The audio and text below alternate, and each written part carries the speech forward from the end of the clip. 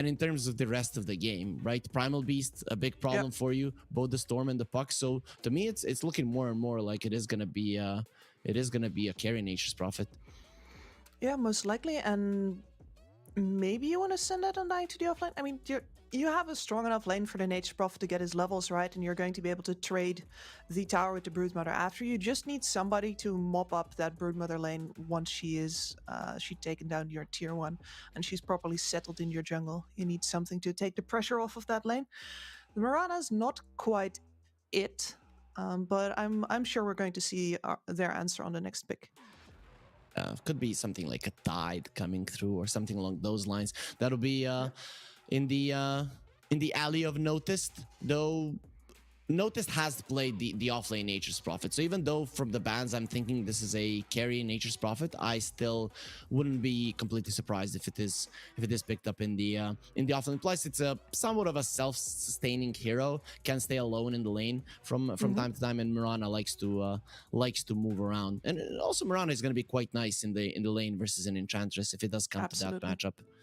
Yeah, I wonder if it's going to be the Rubik instead though, which makes any kind of trading absolutely impossible for whichever core is in the lane for Virtus Pro, right? You come in there, you get hit with the Fate Bolt, you get hit with the Insatiable Hunger. Like that is not going to be a fun time. Yeah, it's just actually insane. You see a Rubik and the Enchantress now, they're on the same team, but when they're against each other trading, and the Rubik uses the Fate Bolt, the Enchantress uses the Nature Attendance, and Rubik actually wins that trade, and you don't. You don't often see an Enchantress lose a trade, especially with that kind of a start. So we've seen an Anti-Mage in the previous game. It was an Anti-Mage with the Diffusal, so wasn't even building into a Battle Fury, but instant response with the Slardar. Yes. Oof, that's an excellent answer to both of these lanes. Great versus the Brood, great versus DM. That is a slam dunk. No wonder they picked it up so fast. They were so ready for this on VP. I'm actually surprised OG didn't go for like Lich anti-mage. That is what I've seen in terms of if you really want the hero, you pick up a Lich so that your lane isn't in that much of a problem. Though now with the Vanguard build, I have seen anti-mages even in the lanes that they shouldn't necessarily do well against the Slardar in, still do somewhat okay. So do you think there's potential for Yuragi popping off against the Slardar, or is this just gonna be an easy lane for Virtus Pro? I mean, popping off is a really big term, but he's going to be able to hold his own if he indeed goes for that Vanguard build, which is a lot more common these days. I'm very interested to see what kind of build he goes, because you were talking about the Diffusal, but I know that Yuragi has also done the Radiance, the Vanguard Radiance build recently, right? Yep. I love that we have different itemizations on Anti-Mage now. Yeah, I mean it's still mostly Vanguard into a Battle Fury, like 97% of the games, but it's those three that are quite fun. Actually, wouldn't be a bad Radiance game if you look at it. Nature's Prophet and the Slardar do rely a lot on right clicks, and well, the blind, the mischance, it would come into play. Yeah, mischance Sora, and neither of them really wants to buy an MKB. Yeah, maybe like for a luxury item on Nature's Prophet as like fifth or sixth item. Exactly. It's not high on the shopping list. Not really.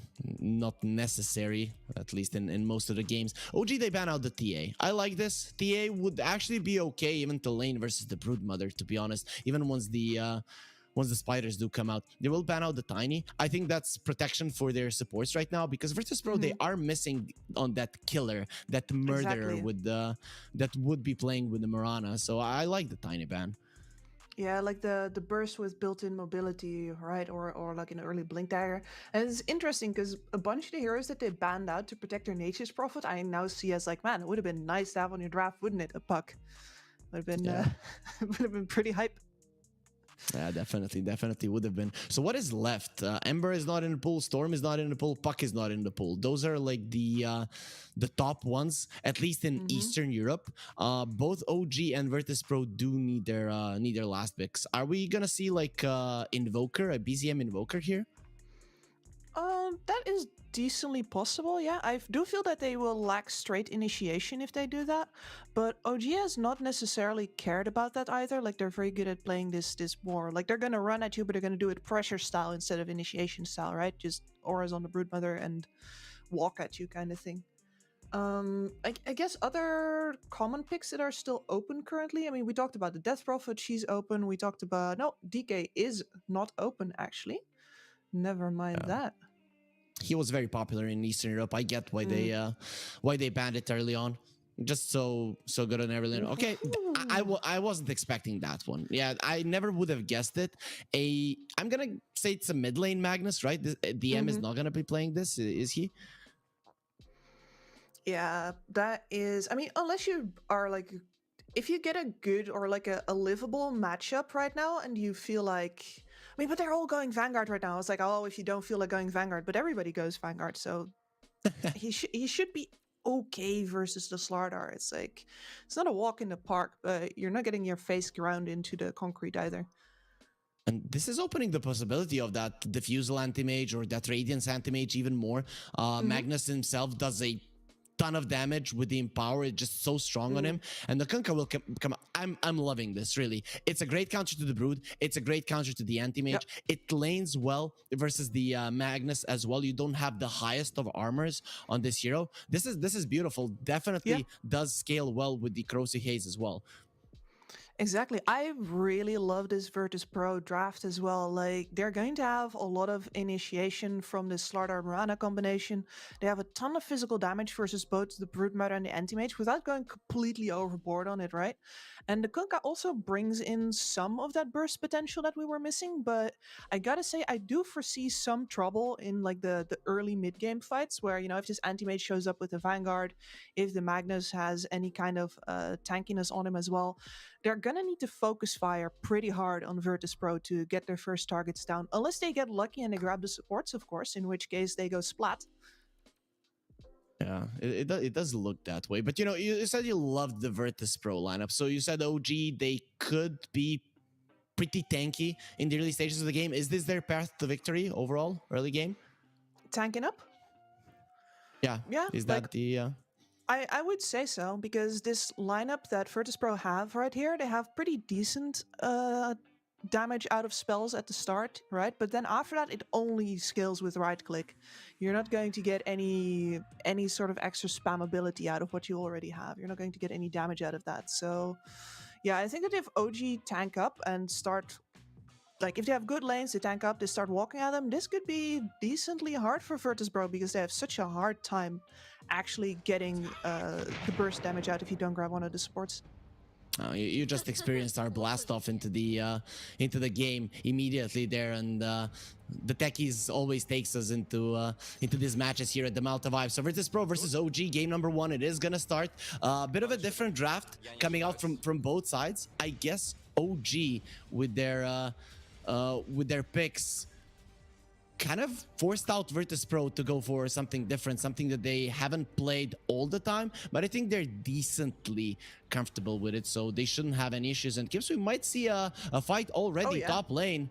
Yep, they are gonna get engaged on. Yeah, no chance to catch them, it seems. Yeah, Virtus Pro just too spread out to actually challenge 4 men of OG walking up that high ground there. Makes sense. So, Gibbs, anyways, this is what I want to ask you. You were a coach for a lot of teams. You even attended some LANs. Do you have like a big jersey collection? A big jersey collection? I have a decent one, but I gotta say that my parents threw out a lot of my gear, which I'm not. I know. Like, I was living with them when I wasn't on the road, and they sold that house. Yuragi, he is not living for a very long time. No fairy fires on him. One more hit, the Mirana.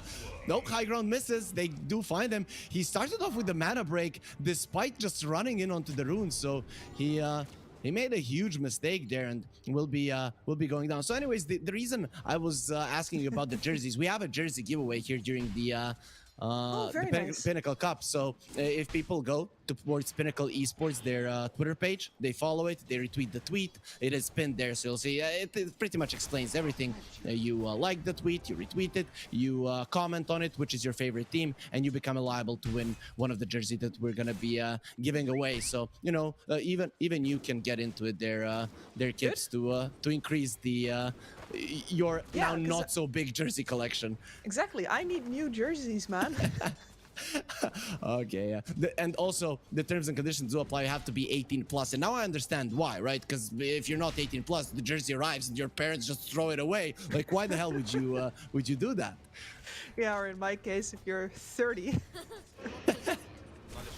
Okay, that doesn't matter. 30 is the new 20. They say, at least. So in 2 years I'm gonna be 20 again, Kip. So that's actually quite nice. Oh, But talk to me about the. congratulations. Yeah, thank you. Talk to me about the lanes here. We're looking at the Slardar versus the Anti-Mage. Is this gonna be a straightforward win for the Slardar? Should be at the very least very Slardar favored, right? He does Yep. need to run out his mana first. Like, the anti-mage is going to deal too much damage to him until the mana pool is empty. After that, Noticed is going to have the upper hand in slapping him around. And Yoragi just needs to hurry his way up towards the Vanguard in order to actually sustain that. And the win condition for Noticed and Sayuv over here is to get so much damage in that interval where the anti-mage can't sustain yet that he misses out on a lot of CS. People have strayed away from the Blightstone early on, but the Mirana did want to go for it. You know, speaking about Blightstones early on, Kiritich does have one as well. This bottom lane, any favorites? For now, DM is somewhat struggling, but he should be okay, right? Yeah, he should be okay. Like, as a broodmother, you're not too happy versus the whole range thing. Your insatiable hunger is a lot worse when you first have to walk all the way up to them, right? But that doesn't mean that you're not going to get those levels in eventually and get that sustain in eventually. There he goes. And of course he has Chu with him. The Undying, very strong laner, very powerful, but unfortunately you're versus a lane that's not going to stick together a lot. So those double decays are not as likely as when you're up versus, well, any kind of duo which has a less large range than this Enchantress. Oh, she's annoying. And yeah, you know who's more annoying? The Hoodwink, right? I haven't played Dota quite some time. I like watching the Hoodwink, but when I'm playing against it in lane and I hear those spokes, I just want to break my PC. One lane we haven't talked about, and it's actually a hard one to answer because we don't see this matchup too often. The Kunkka versus the Magnus. Does the Kunkka actually ever lose the lane though? Kunkka, yeah, from time to time, though. Most of his matchups are really good nowadays, especially with the the Death Prophet matchup being in the mix and sort of things. No, the Kunkka is going to be just fine. And the nice part about a Kunkka is that you can use all your mana to trade if you want to, as she goes down the bottom lane. Because your farming speed all comes from your Tidebringer, and that costs jack all. Whereas the Magnus always will have to spam Empower and Shockwave and actually pay attention to the runes. Skewer back. That's gonna hurt a little.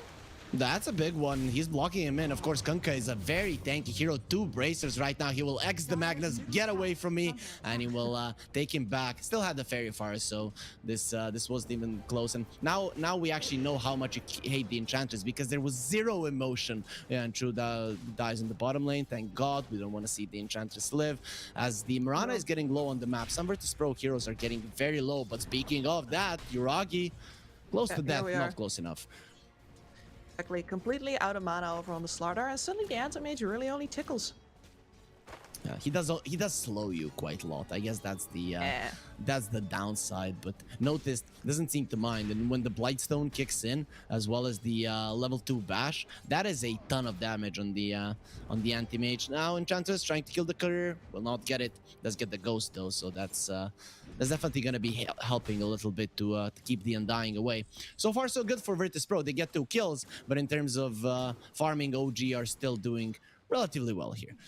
Yep, especially Noticed seems to have been spending a lot of time trying to run Yoragi out of sustain, but Taiga keeps on feeding him all these tangos, as he should, of course. It has meant that Noticed is actually behind on the CS on the Anti-Mage right now. And Anti-Mage already has his Ring of Health, halfway towards the Fit booster. I think Yoragi is going to be pretty happy with how this lane's going so far. Yeah, actually, he's crushing the lane. When you see the difference, that is the difference maker. Why the net worth is even and not in favor of Virtus Pro. It's because the Slardar is getting dismantled in the lane. But then again, even the Brood isn't doing too well. 17 denies on the Nature's Prophet, but some of those are gonna be treants, I guess. Of course. And the treants are going to get stolen as well. Always fun playing against Enchantress. You create them. You're the creator, and they turn against you because of a beauty. That's oh, imagine that one. I guess if I have kids, you know, I'll be a father at some point because of love. They will just tell me, "Yo, old guy, just Oh man. don't get involved. Don't get involved." So Exactly. Dota teaching us valuable life lessons, like always. I'm gonna make my own mistakes now, Daddy-o. That's actually quite cool. So, but I mean, they're gonna make their own mistakes. But of course, we haven't made any mistakes in our lives. Focusing it on Dota, the best thing in the world, and hopefully our offsprings are gonna be doing the same. Most important thing in the world as well. Yuragi does have his Vanguard, so now things have. Are gonna start looking even better for him in the lane. I'm just curious, is he queuing up anything? No, only the power tread, so nothing. Seyush, he is queued up to die. No mana. Actually, does have the stakes just enough to leap himself away. And Yuragi, no more blinks to go forward. Notice is trying to do something to him, but even with the bashes, his damage output is not that high. And Seyush hiding in the trees, he's gonna try to find a spot, I guess, to die. And considering the Taiga, the second he finds him, Fade Bolt to the face does end his life. Yeah, don't waste any time on that. Just yeet him out. So when we look at the state of the lanes, any favorites here, or this is just somewhat expected, with the exception of the anti-mage maybe getting a little bit too much? Yeah, I definitely think that OG gets a little bit of a boost here because this anti-mage has been doing so well in his lane. And also, BZM has been farming mostly jungle over on the opposite side. He also has a ward watching this Kunkka's jungle. So they have a lot of playmaking potential, a lot of eyes on this jungle, as well as taking some of that farm away from Squadix. So OG just feels a little more comfortable getting out of this laning stage. And with the Broodmother almost hitting 6, they also have a natural tower pusher on that offlane. Whereas the Slardar, he's going to need some help from his buddies if he wants to push through this tower.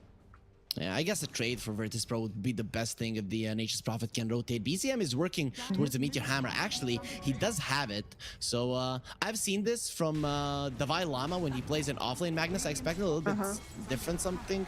Yuragi has been caught. The boat is coming in. He's not going to be able to get out of this one, and he pops the counter spell. Doesn't really change anything. They didn't even use the X, so now they're going to be using it. The Taiga very low with a haste on the Kunkka. This should be another kill. Let's see. Okay, the creeps, they're blocking and Squadix a little bit. Try to go with the Tidebringer, but it doesn't matter. If the Kunkka cannot finish the job, it's going to be Seyush. My cores, well, they're useless, so I have to do all the heavy lifting, and he gets a double. Excellent news for him. Yeah, and this is exactly the kind of rotation that Notice needs to push through this tower, but Yuragi is just immediately back.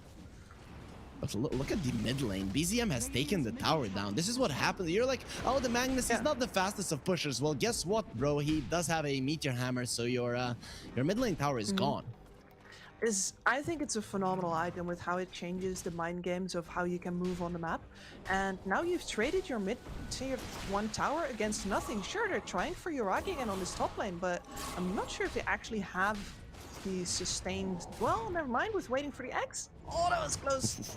Oh, but he's still chasing forward. They want him. He's gonna have a blink in 5 seconds, actually, with a TP of BZM. You don't want him any longer. He does have the RP. The Meteor Hammer is coming through. No one is gonna be able to stop it. And so much damage being taken by Squadix. He doesn't care. Goes forward. Oh, the Tidebringer not gonna connect onto Yuragi, but it will. Onto the Rubik. The tower shot finally gets the kill. Seyush has to be careful with only one leap charge. He is actually a viable target. They're gonna be going for him. A leap out, but they don't want to be chasing any more. It seems like they're not really aware that he doesn't have any of those left, or they just don't care. And look what's happening on the bottom, by the way. Because not only did OG just take the middle tower in trade for not a tower going down on the top side at all, because they defended that, but are also going to be taking the bottom tier 1. That is so much space for this Broodmother to roam into farm on the bottom side of the map. It's actually ridiculous. During the pause, our viewers can always see the player cams. I'm not really sure what DM meant with cold. 1 minute, is he gonna put on a hoodie? Is that the idea? Kind of. Yeah. I guess that's the case, right? Extra pair of woolen socks. I could use that right now.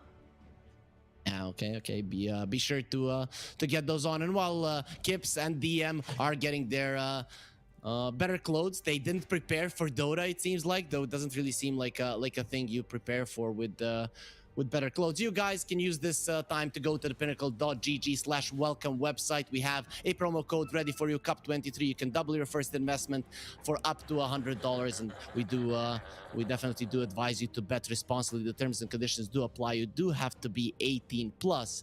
But of course, do not bet, do not put in more than you can afford there. The promo code will be lasting until the end of the tournament, which is, it's ending on the 8th, Kips. And I haven't talked about you. You just came from about it with you. You just came from vacation, but the team that wins this is going to Malta, 5-star hotel boot camp.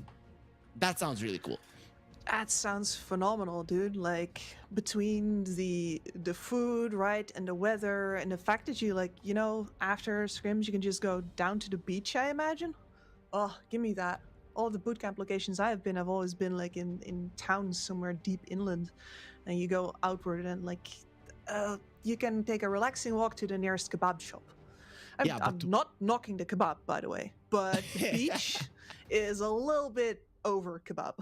Yeah, but what if the beach is more of a distraction and it ends up being a vacation? Or maybe 4 of the players want to play and one of them falls in love with somebody there. Is that gonna affect the play? Yeah, okay, that would be bad. Mermaids tend to take you down below and drown you. So that not advising that one. No, it's gonna be the most intense experience of your life. But anyway, but probably good, you know. They say snow death is the best. Have you met Dota players? Like, the idea that they would get distracted from playing Dota. Like, the only thing that I've ever seen Dota players get distracted by is other video games. Radiant's bottom tower Maybe. is under attack. It depends. Though the ones that got distracted by something else usually didn't tend to be the top tier players. Exactly. And yeah, that does make sense. Does make sense. You make really good point here. OG, they have a 1K gold lead. They haven't lost the tower still, and they have taken 2 for themselves. So this early game definitely in their favor.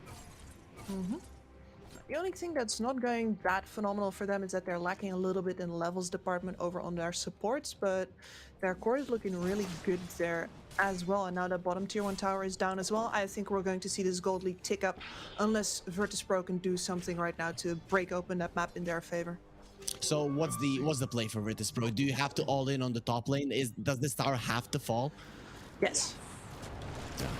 You answer my question, they answer my question as well, and the Mirana answers the question as well, hitting the arrow, and then you hear yes, like it wasn't like it's not a normal day for a Mirana. We all know how skilled she is with the bow and arrow, and the tower will fall. I guess no defenses will be coming out from OG.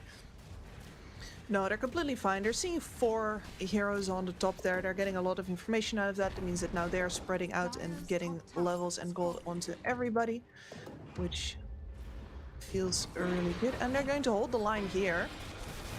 And let's see if it's gonna be successful. FNG, he is a very tanky. He's gonna be surviving through that one quite easily. And Virtus.pro, they're the ones running forward. Taiga, he just came back to the world of the living, and he's gonna stay there because the chase, it's not on.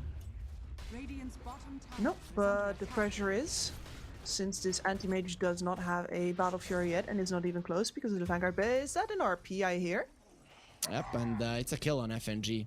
BZM is just like, I'm gonna use my spell every single time off cooldown just to make sure that I get the kill. And they really didn't like that FNG survived the mana void, so another ulti is gonna be used to finish him off.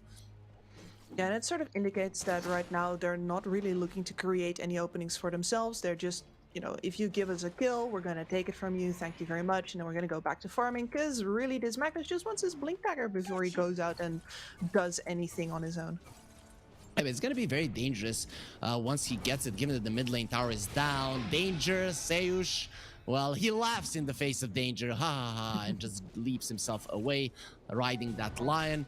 Yuragi, yeah, better not do that. If you get marked by the starter, the chase down is possible. But for now, everybody lives.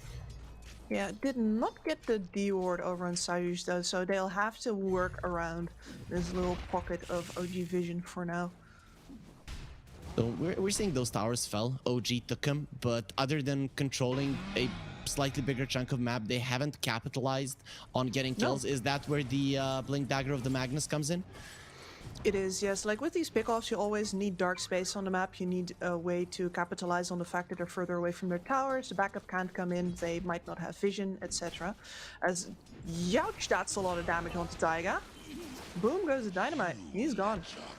He did steal the Corrosive Haze, but unfortunately he's not going to be using it for long. That's actually one of the better spells to steal. Even if you don't have damage per se on your team, the Corrosive Haze makes it so much easier to play. I've seen many games like, oh, they don't have damage, but they have a Rubik versus the Slardar. They steal the Corrosive Haze, and suddenly the team starts ripping everybody to shreds. Squadix, is this an Invis Rune or a Shadow Blade? He actually went for a Shadow Blade. I've seen this backfire, but let's see, is it gonna work out? Killing DM does get the X off, doesn't have the boat, but they're gonna try to go for it either way. The torrent slows him down, not by enough, and DM is out barely though. Thought that was not gonna be as close.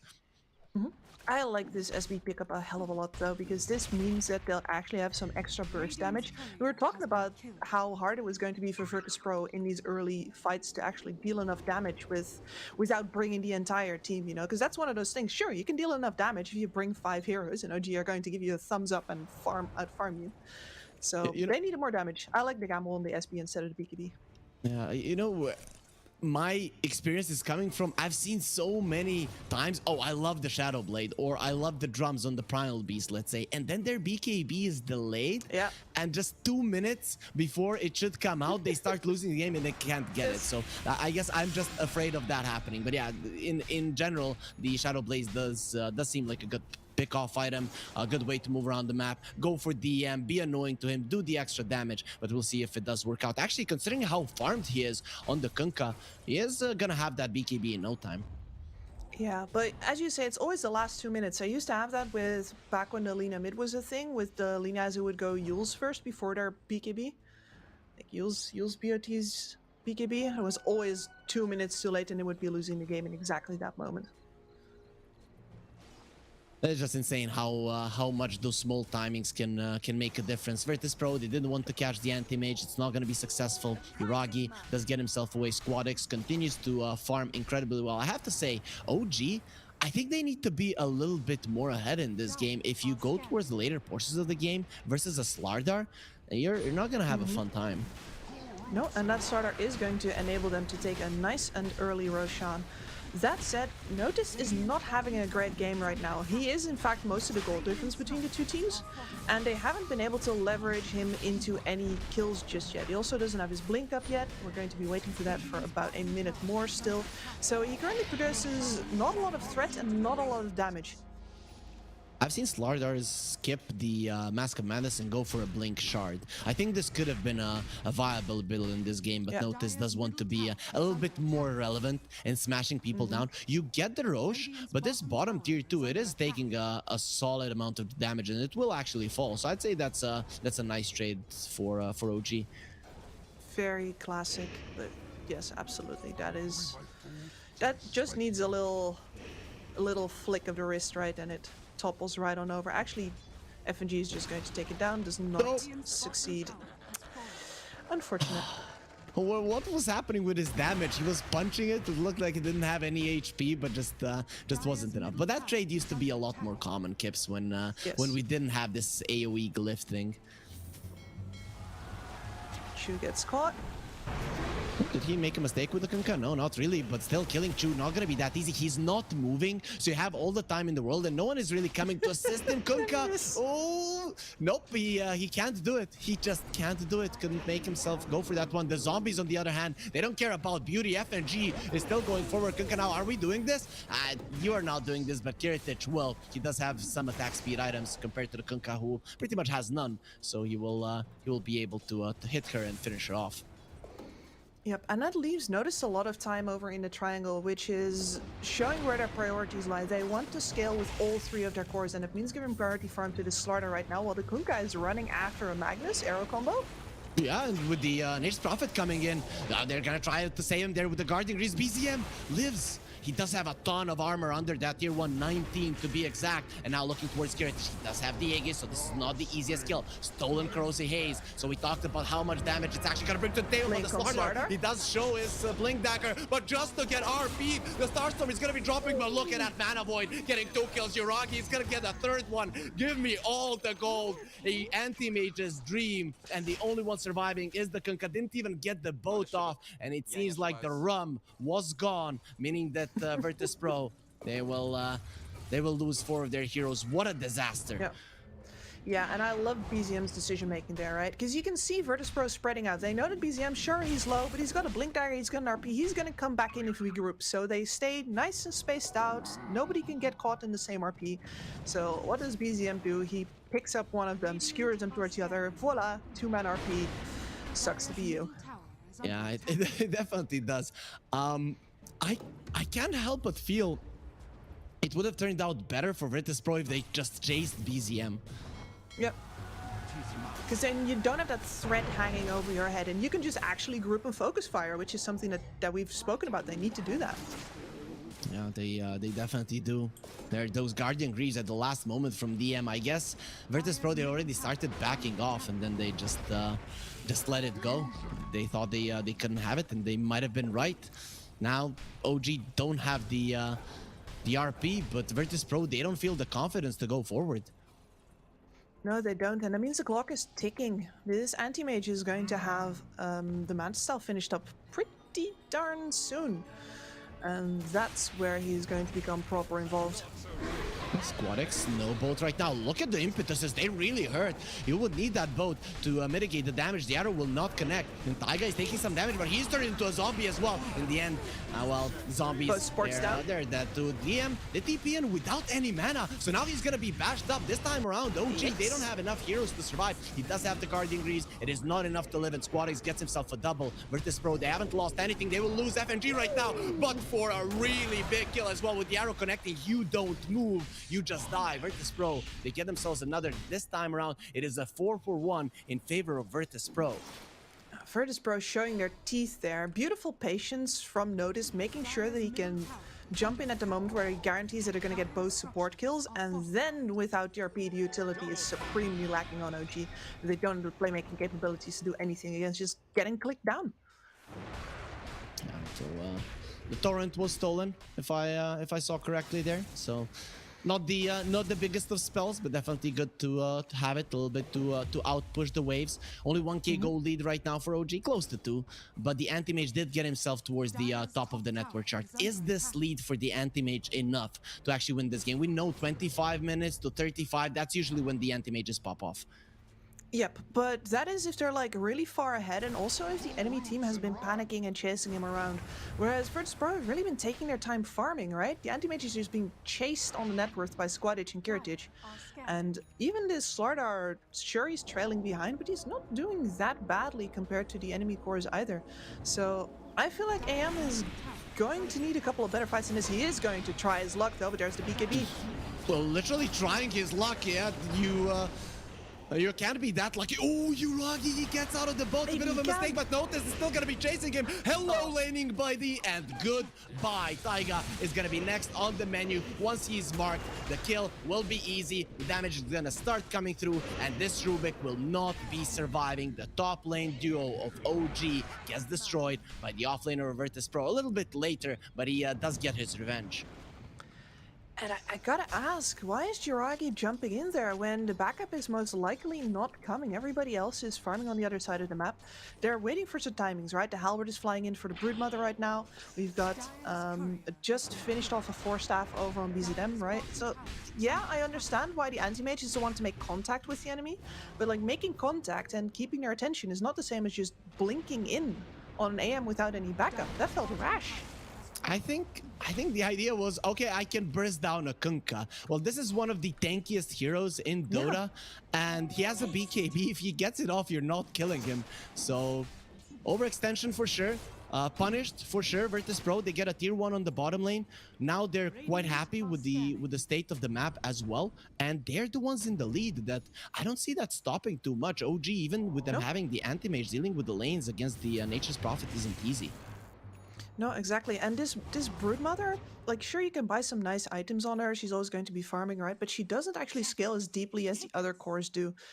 And that is going to leave OG in a place where they have basically mag AM to deal their damage, and the Broodmother is going to be a glorified aura bot, which is not what you want when you're looking at 3 proper scaling cores over on the enemy side. And don't underestimate the damage output of this Slardar. Do not. Yeah. For sure, and BZM also, I'm kind of baffled by his build. I didn't expect it.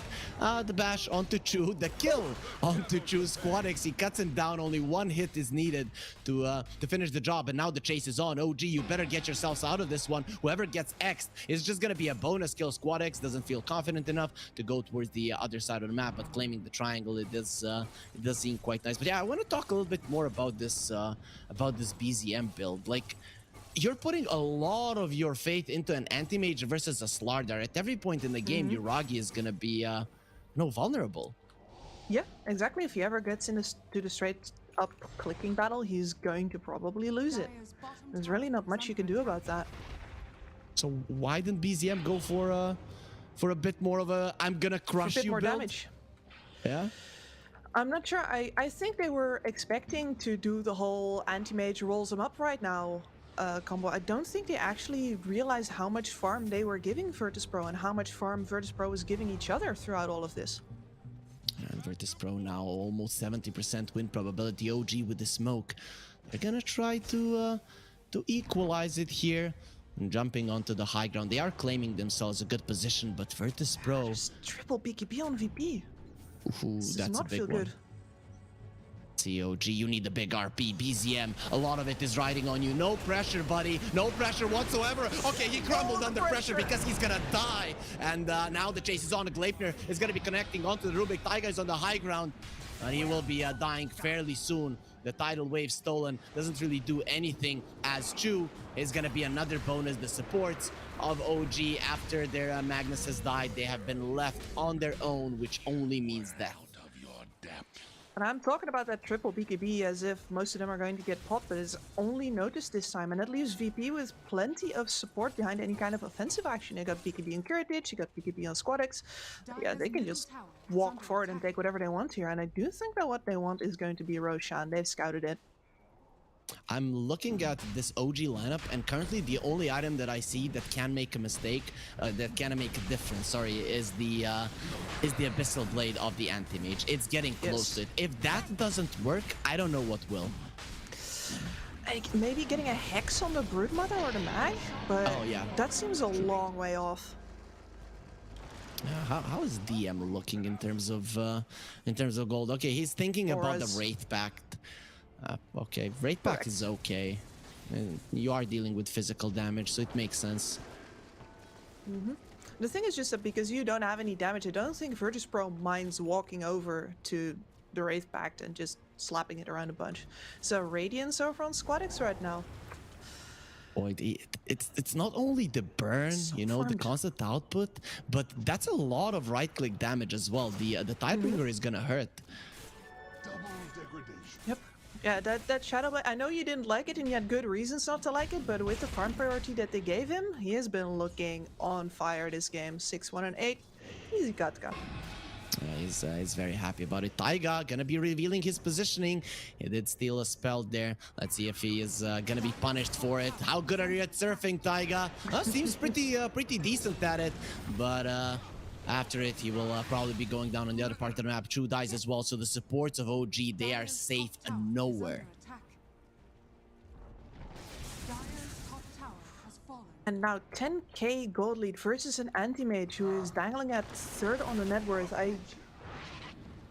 Their outs look very slim indeed. Like, you're going to have to get some kind of magnificent RP, but the problem is that the further that Virtus.pro gets ahead, the easier it is for them to just stay apart and not worry that they're going to take a couple of extra right clicks or a couple of extra spells because of that. We've been talking a lot about VPs need to focus fire, but the same goes for OG here. Like, their burst damage is also fairly limited now that we get into this later part of the mid game. It's supposed to be this anti-mage. Well, Abyssal, nearly there. I'm hoping that you're right and they're going to be able to do something with that. I'm looking at it. I'm hoping Yuragi jumps in, creates some chaos with the Abyssal Blade. Virtus.pro mess up, and then BZM comes in. That is the best way that I can think the fight going. But if Virtus.pro are the ones starting the fight on either BZM or Yuragi, for me, that's the fight ending immediately. Even if you don't kill the anti-mage, let's say if you cripple him so that he can't turn around, even with the big RP, where does the damage come from? And speaking of RPs, BZM, he gets himself away. He knew this was coming. Yeah, I mean, as far as I'm concerned, I think DM needs to be tanking a bunch of the damage from VP, and that would be a mistake, right? VP focusing on the Broodmother would just be a plain old mistake right now, because she's not much of a threat. She's the aura carrier, but she doesn't actually deal any damage. You can leave her and focus on the actual threats. But if they do focus a lot on her, maybe you get the opportunity for that RP without having to sacrifice HP on any of your important cores. No, Yuragi, no, that's not it. They have the vision. They are pushing out the waves. Right now, what OG are doing is trying to play the side lanes. The problem they is, have to. Virtus.pro are very good at catching people. BZM has been caught as well. He does have a force staff to get out of the Sprout. And now with the Silken Bola, they're going to stop Kurtic from doing too much damage. But he's going to do more than enough to bring down some of these other heroes. Look at those items. AC at the ready. Your armor does not exist. Dire's middle tower has Absolutely fallen. not. I got a cool -20 from the corrosive haze. You add the -5 from -25. That's double physical damage, Are fortified. basically. That's Dire's middle tower is under attack.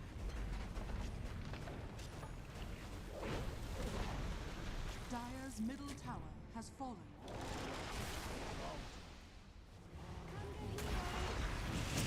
Bonk! Wave! That's a decent RP.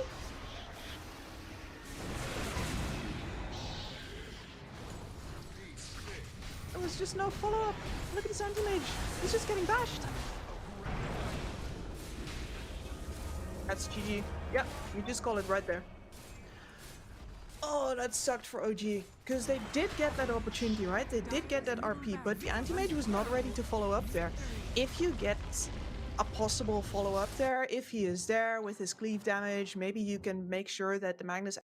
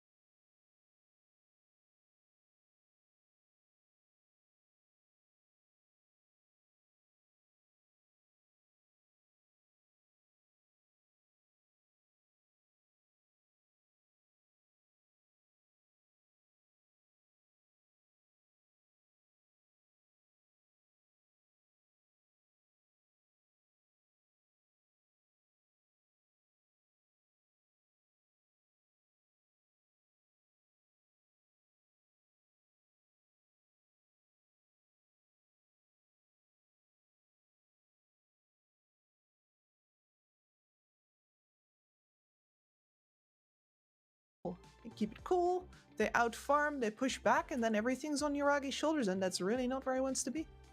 Yeah, he definitely does not. And you can see them at the end there. They didn't really have an idea of how they're going to take this one back. But maybe they're going to have an idea of how they approach the rest of the series. For everyone hoping for an OG versus old G, they thought this was going to be an easy series for OG, but old G are going to suffer versus XL Razors. Well, OG are in a bit of a pickle here. Only one more game until they get eliminated. But will they be eliminated, or will they take it back and force out the decider? We find out after a short break. So stay with us.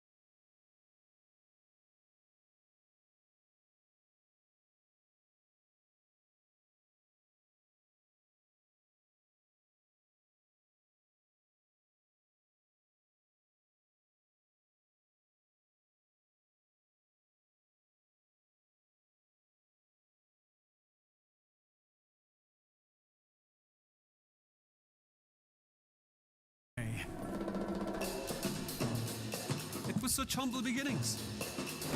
As we gathered in small groups, we were professionals right from the start. Passionate, organized, and ready to rumble. We dreamed big, and surely enough, our parents supported us at every step of the way. Didn't they? Fired up by all this love, it wasn't long until we caught the scent of competition. To be honest with you, it wasn't always that easy. Joe here, he had to take on 2 side jobs to afford playing professionally. It's gonna get better, Joe. Fist bump. Some of you dared to not even call this a sport. And look where we are today. An endless stream of esports events every year. Bet you didn't see that coming, Mom and Dad. And you know what? We have been with you every single step of the way.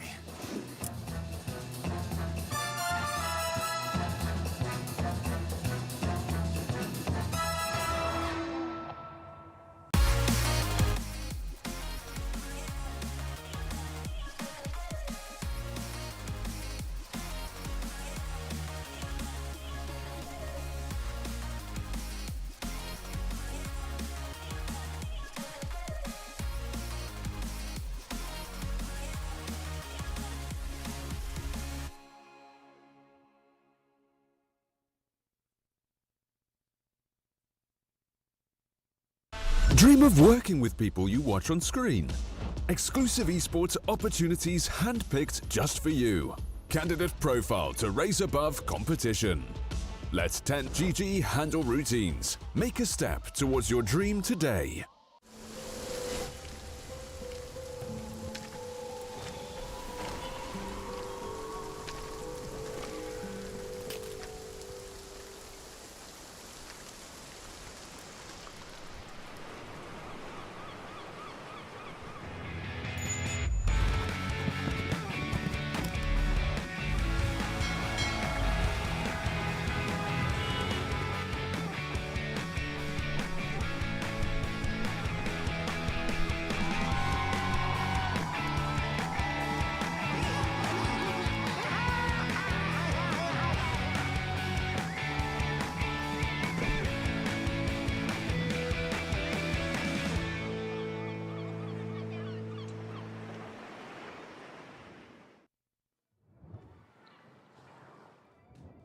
And we promised a short break here at the Malta Vibes Pinnacle Cup, and we return. This tournament is brought to you by Gaming Malta, and you want to check them out, go to gamingmalta.org, and you will be finding out what they're all about. I'm Harry Freak. Joining me is Kips, and Kips, I see that you let your hair down to be together with the gang. It's like Trying to match. Thank you. Makes sense. But let's talk about Dota. Let's not talk about our luscious hair. Even though FNG is trying to cosplay us to let his go a little bit longer, he's gonna need some time to catch up for sure. But anyways, so game number 2. OG, do they get mad and now crush Virtus Pro, or was it shown in the previous game that that Virtus Pro are definitely a team that is not to be underestimated? I'd say that Virtus Pro should not be underestimated, and the question is like if they get good mad or bad mad, right? Because both of these drafts has sort of the same flaws, what with like the lacking of burst damage, needing a bunch of farm on very different heroes. But I think that logistically Virtus Pro just did this a lot more cleverly than OG. Not all the eggs in one basket in the draft, not in the game either, making sure that everybody had time to catch up. I want to see OG give DM something to do, because that poor man took 1 tower, I guess 2 towers, and that was sort of his contribution to the game. And I know that as a broodmother that's sort of what you do, but then maybe don't pick him broodmother this time, because I know this man has the plays. We've seen it, we know it. Give him something that can do stuff. So did you watch Rick and Morty? I am familiar, yes. Do you know? Yeah, but you probably didn't watch it. I know every single time that I talk about the shows, you haven't. We only get our common topics with some animals, you know, Hey, I know video wildlife games. stuff. Yeah, okay, but I don't. I only know about Dota. I don't cheat on Dota, unlike some of the other casters and players in the scene. So I'm definitely faithful here. But anyways, DM did feel like, what's your job? What's my purpose? You pass the butter. Well, Yes. oh my God! So he didn't feel too good. Exactly. Yeah, I didn't feel too good about that one. So we are gonna have a little bit of a longer here introduction because OG seems to have requested a bit of a longer pause. I don't know if DM might be cold still, so he's getting some of the winter clothes. I don't know what the state is in Finland now when you are where you are. I'm gonna guess it's colder than where I am, but we just had a very unexpected April snow here after a very mild winter, so it has gotten cold in Europe overall, it seems. Yeah, we got that last week. Actually, like I just came out of Iceland, and I was I was saying to Harry during the intro here that I felt like Marcy over there because it was miserable. Like, sure, the nature was beautiful, but you couldn't see much of it because it was all in the clouds. And returning back to Finland, blue sky, first of like the bees and the butterflies coming out already. I felt like I was Marcy and Malta right there. So no, you got the cold right now. Finland is very happy actually, which is uncommon. That does make sense. Overall, I think it was one of my friends who moved to somewhere in Scandinavia. I'm gonna say Sweden, but overall, we're like, do you have a lot of rain or something like that? And she said, yo, no, there's no bad weather. There's only bad clothes here. So they're actually ready for that one. And speaking about being ready, we're not going to wait that long. It seems that everyone is nice and cozy, and we're going to get ourselves into the draft here, Kips. So Virtus Pro again on the Radiant side, and it's going to be OG with the first pick. This is usually what we see. Radiant side is less favored, and the first pick is less favored. So the teams do swap those out. I have to say, in Eastern Europe, it was like 60-40 in favor of Dire. And then for the Yeah. last week, it equalized, right? So Radiant won almost all of the games. So I think this is actually quite nice for Virtus Pro, considering that in Eastern Europe, people have been winning a lot of Radiant. Interesting. Like when I hear statistics like this, I always have to think, all right, is that because maybe the earlier side of the week was like a lot of all kinds of like different teams still figuring things out, and then as they went further, like the skilled teams figured out how to win on Radiant and it equalized. But I'm not so sure. I'd want to look further into that. So Makes sense. talking about interesting stats, I have one for you that I learned in conversation with the esports people in Iceland. Most big sports talent are born in the first half of the year, because that means they're the bigger ones in their year group, right? So they get advantages over the rest of them in like the year things. But most big that's why I didn't esports- succeed. Yeah. Oh no, no. Are you from the second half of the year? Yeah, Because most big gamers are from the second half of the year, because they know that like as kids they weren't going to be physically the best, so they more often sought refuge in gaming. And a lot of the big esports people are all born in the second half of the year. Okay. I'm in July, so I'm close to the middle, right? But Yeah. I was pretty decent at traditional sports. I would say I still am, though. I'd say when playing basketball, I cannot shoot the hoop any longer. I just don't have the feel in my hands. No, but it's still, I'm a big guy, so I can do it the old fashioned way. I'm stronger than you. I punch you. I get towards the basket. Anyways, Enchantress again for OG. So Chu gonna be doing the same thing. They feel like this is the right opening for them. Yep. Strong hero, also excellent as a block pick versus the Beastmaster, right? Very popular hero right now, but not to the point that it always gets banned. Talking about always getting banned, like this is a kill engine. You get a blink dagger on that DK, you jump in, you stun, you get the arrow to follow up, and of course you can run the DK in a multitude of different positions. Can even switch him over to the 4 if you want to. So very classic opening here. Yeah, I've seen everything in Eastern Europe in particular when it comes to the Dragonite, because this hero, him and the Nature's Prophet, were like the cores that get picked up in the first phase. Hellraisers played a lot of carry Dragonite. I feel like for Virtus Pro, it has mostly been noticed. and I want to say I've seen Kiritich play one game on it, but not too successfully. OG, they're gonna respond to a Doom. How do you feel about the Doom against the Dragonite Mirana? I don't even feel like the Doom pick has much to do with the DK Mirana. They're just looking for a first phase pickup for DM, something that does a little more if he just gets a bunch of farm. And the Doom is certainly it, right? And it's once again a block pick for so many different carry options. For example, if you want a faceless Void or something like that, can't do that anymore versus Doom.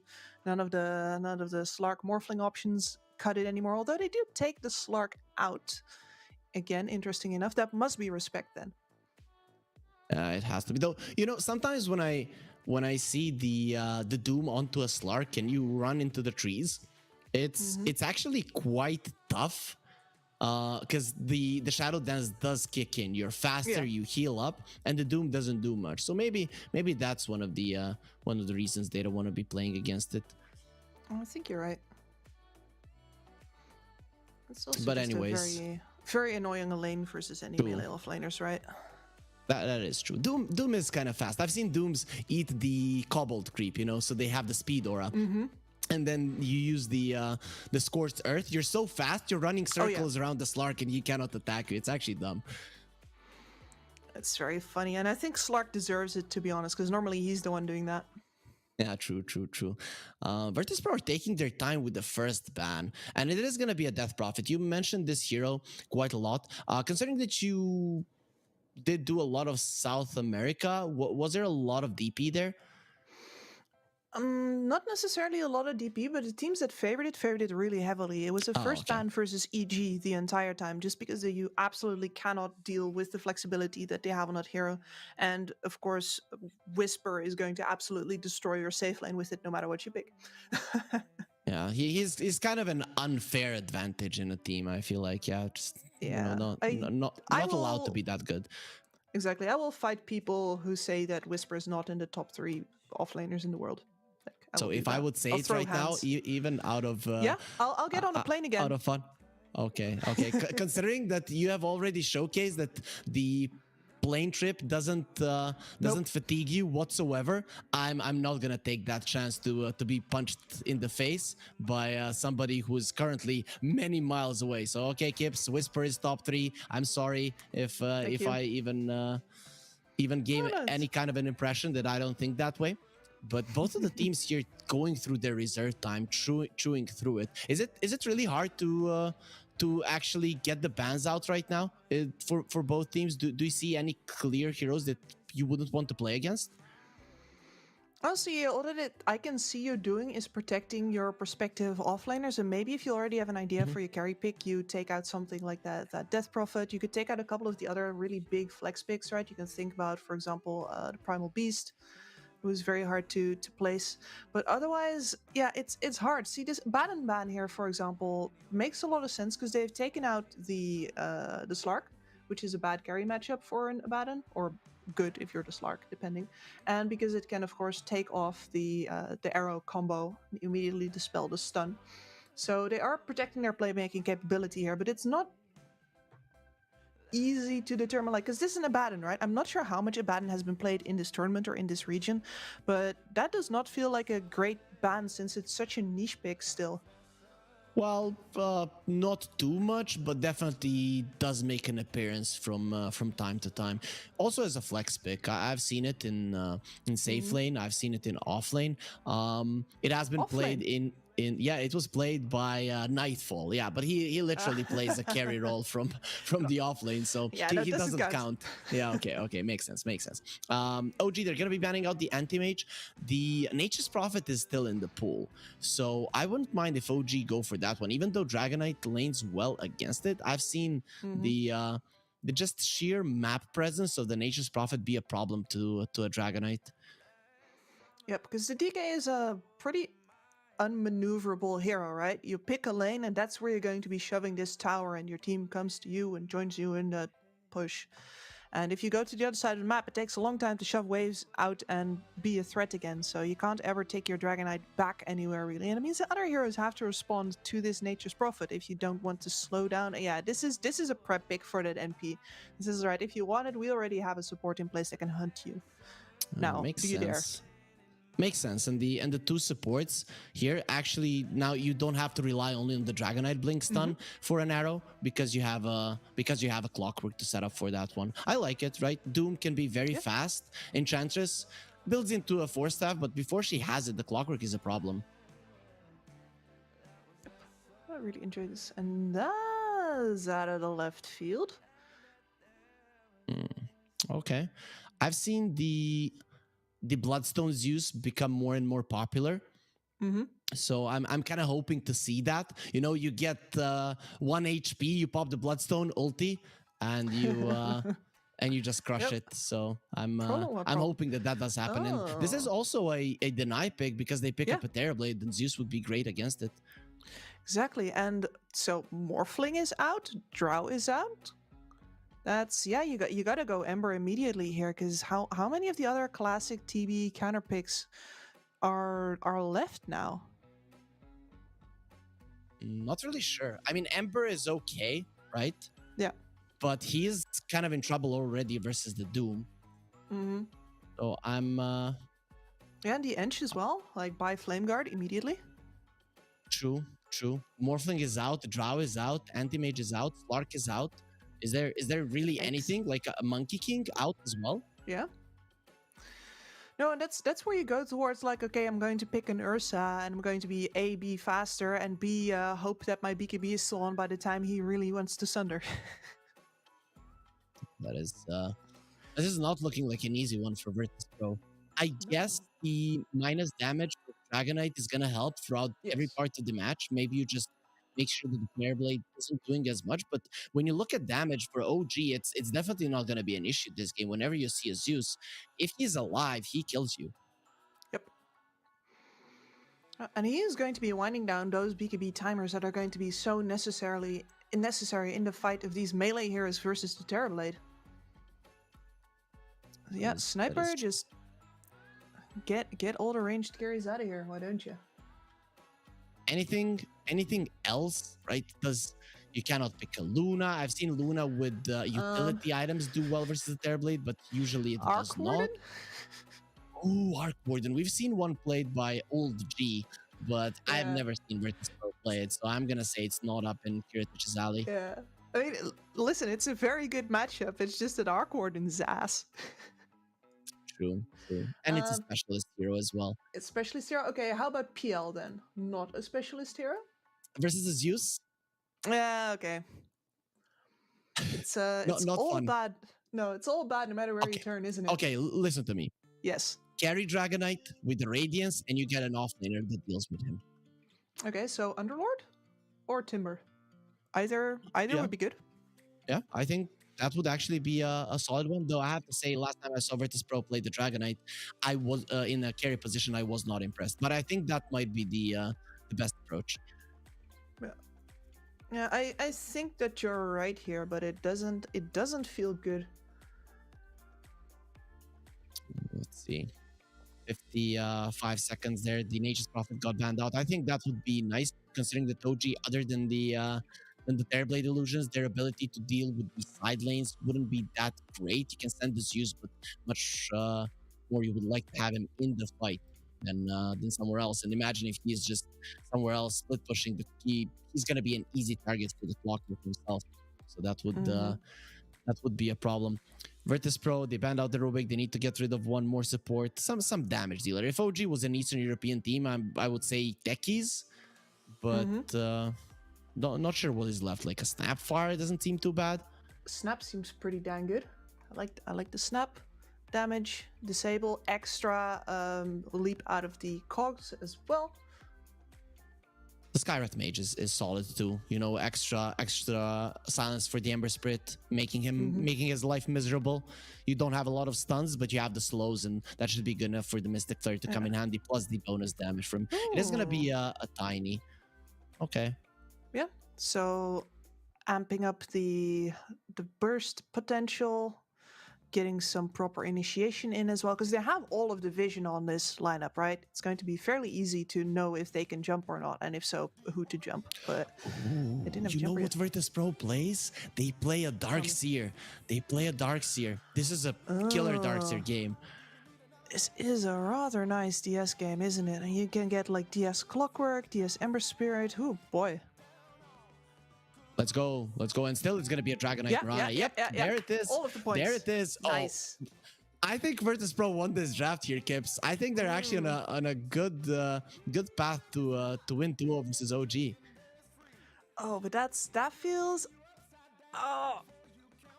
They might be, yeah. This is a beautiful pick, but it really does come down to if Notice gets to actually properly land his spells onto the TB. Of course, it's easier with a normal punch now, right? But you're going to have to be on his case, because this is also a good Doom game still. This is also a really nice Zeus game still. And it is going to be a position 4 Zeus. So it is going to be a heavy damage dealing position 4, and BZM takes the Tiny. Looking at FNG, Seyush, these are easy targets, and Tiny usually does lane relatively well versus the Ember. If you're not careful, it can get tossed back, and that's a lot of damage into you. So I'm still liking Virtus Pro, what they have. I don't want to say they outdrafted the OG. They still do have the last pick. So, I do favor their draft slightly. But how is it looking in your corner? So in my corner, I am worried about Squadix. He is going to be in a laning matchup where you're going to be wanting to skill the Flame Guard, but then everything in this game absolutely demolishes your Flame Guard. You're not going to be tanky at all here, between Taiga's damage and Chu just straight up taking it off. I'm worried that there's a hole in the middle of this draft where this Ember Spirit normally would turn up. So I like their draft more as well, but I'm not as sold as you are. Overall, there's gonna be an explosion on the middle of our screen right now once the techies comes in, and we're gonna be getting ourselves into game number 2. Virtus Pro, they are gonna be on the Radiant once again, going with an interesting draft on their side, and OG, well, their draft is pretty fun to see as well. When I look only at Eastern Europe and Eastern European teams going up against each other, it's very easy to predict what everybody will get. Here, it is a lot more fun, and not too fun for Seyush. He does have the Wind Lace. Is that really gonna be enough for him to live? Nope. Actually, he will survive. Cogs are pretty powerful. Does mean level 1 cogs now, of course, so you're not going to be as happy with that as level 1 battery assault, but it'll do, and you can still be a complete and total nuisance with that. 30 seconds to battle. Let's see here. Start of the match. No kills happening. OG, they did go for a play, but unfortunately they didn't really get the connection. Some of the wards have been placed. No surprises there. Pretty common spots. Kiritich, what is he doing here? Fishing. I think he got something. It's Yeah, a but it's little too big for him to handle. Yeah, it's not like he does have 3 stick charges. Will use them. It doesn't change anything. BZN gets the first blood. Okay, he gave the first blood to the enemy mid laner. Considering we crushed them so easily in the previous game, guys, let's give the first blood to the best one. Yep. Sure. Make it It's fair. not like there's any like kill potential coming out from this tiny onto the Ember Spirit or anything. And they also lost the mid ward because of it. Okay, that was weird. I'm gonna say it. That should not happen. So Kiritich definitely not in the All 4 bounties on OG because of that as well. So tell me how can there be a better start than first blood, 4 bounties, and the ward being taken down? 2 wards being taken down? That's not fair. That's not fair. I was thinking, okay, now I've opened up a chance for Kips to say, well, if you kill all 5 heroes, Yes, exactly. And both wards. And they feed some couriers. But no, realistically, this is the best start you can possibly have. So, overall, they will be able to pull the wave here from Seyush. I definitely asked a dumb question there, Kips. Or no dumb questions. In what was the question part about it though? Yeah, true. I'm not talking about that one. I'm talking about the how do you get a better start there, Kips. I'm gonna have to leave you alone in the cast for a couple of seconds. There seems to be a problem with my connection, so I'm gonna try changing browsers here. So I don't envy you. You're gonna be alone here for a couple of seconds. Oh no, Harry is gonna leave me. I hate silence and quiet and calm. No, we've got the creep pulls going on the top lane with Chu working really hard to make sure that his Starblade gets the wave to actually meet. And the problem for the Darkseer is here, of course, like the Enchantress takes off your Surge, she takes off your Iron Shell. You're not actually going to be able to lane here at all. This Darkseer is a phenomenal pick for the game, don't get me wrong, but he has much the same problem as the Ember Spirit, which is that the Enchantress ruins a lot of your mid-game potential because she counters most of your spells directly. And I'm back. I am back here, Kips. Hopefully Welcome back.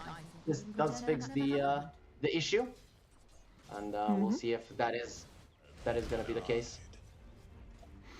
Yeah, well, I just talked about how hard this lane is for the Darkseer because the Eng counters his entire skill set. Where are you going? I did hear you. We were still in the Discord call. Oh, I would, because connection problems, I presume. No, but then we're all good. You're all up to date. You can get right on with it. Oh, actually, I can, because it seems that my microphone isn't the right one. So, yeah, okay. Okay, now it should be. A good old webcam mic. Okay, is that good right now? I'm hoping for a thumbs up. Getting a thumbs up right now, while Taiga does go and kill himself onto the tower. He's gonna be back in the bottom lane fairly soon. During that time, DM is gonna be bullied a little bit, but nothing too significant. Hopefully now everything is gonna be on point here, Kips, because that's what we're hoping for. I don't know what's happening with either my internet or the browsers, but hopefully everything is gonna be working out fine now. I hope so as well. And yeah, I guess that leaves us with the mid lane matchup, doesn't it? Because this is the moment where if Squadix oversteps, especially on the level 5 that's about to hit, he could get a nasty surprise from BZM. Do you say BZM or BZM? I say Z. I always say Z. Even though usually when I cast with someone who is British mostly, they would go mostly for Z. Yes, and the Australians especially. Here we go. Toss up Glyph. Nah. Flame Guard, man. So looking at the lanes, the only one suffering here really is the Darkseer. Is that supposed to happen here in the lane? Yes. How much of an issue is the Enchantress? Massive. I mean, no points in the surge for this Darkseer right now. Like, he doesn't see the point in skilling it, and that means that whenever he comes to the lane, he's just going to get harassed and bothered a whole lot. And Sayush has to do a lot of work trying to get the hits of the Enchantress on himself instead, and she can just decide to ignore him. Look at this, like, oh yes, search. Well, luckily, Enchant was on CD, but you know what? It's better that he was faster. It's better that he was faster. He gets farther away from you, so that does more damage. Yeah. FNG, he thinks that his damage output is high, but Zeus's is higher. Actually, you know, even a position 4 Zeus doesn't want to get a point in the heavenly jump. And now he's rotating to the mid lane. Squadix, he's not level 6 just yet. This is dangerous with the avalanche coming through. Can they burst through this shield? They can, but then you still have to kill him. But look at the arrow comes out in time and perfect. It's gonna land him the kill. Ooh, what a big play from FNG. They thought he went back. So patient. Yeah, that was absolutely beautiful. Squadix runs away enough that it's not too clear that the Mirana is still behind him. Sayush, looking very close to death. He will survive. Had no fairy fires. A couple of more hits would have killed him, but with the enchant already being used, no chance to remove the surge. 3 heroes from Virtus Pro across the map, very low, and the noticed he's gonna be receiving a beating here as well. And again, so is Taiga. Yeah, and his ward immediately gets taken down as well. That's a little bit of payback for earlier. Yeah, most definitely. So Still OG because of their safe lane mostly. They're doing really well in this game. Of course, those early bounty runes and the first blood are gonna be making a difference. But a 2k gold is quite a comfortable lead at this moment. Yep, it is. With, of course, the Darkseer being the most in the dumpster. And in games like this, usually this Darkseer gets fairly free reign given to him by his team in order to get his items up. We're mostly looking for the Aghanim Scepter in the end, right? We're looking for the normal punch versus the TB. And that means that the DK and the Ember are the ones that we're going to look to for the moves. Let's see though. Top lane, Seyush is still gonna try to go forward there, doing a little bit something in the lane. It is still quite annoying that you cannot use the double shell. At least one of those is gonna be removed. And then the Terrorblade, well, he lives. Darkseer, he's gonna have to do better in the later portions of the game. Speaking of doing better, DM, well, he's not gonna die here, and his laning phase currently in terms of CS, it is going fabulously. Having a grand old time. Sure, Kiritich gets like 1 or 2 hits in on this bottom tower with his dragon form, but he doesn't have the wave with him. So this is not a lot of tempo coming out from VP. And to be fair, that's how they played the last one as well, right? Very calm, very collected, all waiting for their items and making sure everybody has the same part of the farm. Nice one, Squadix.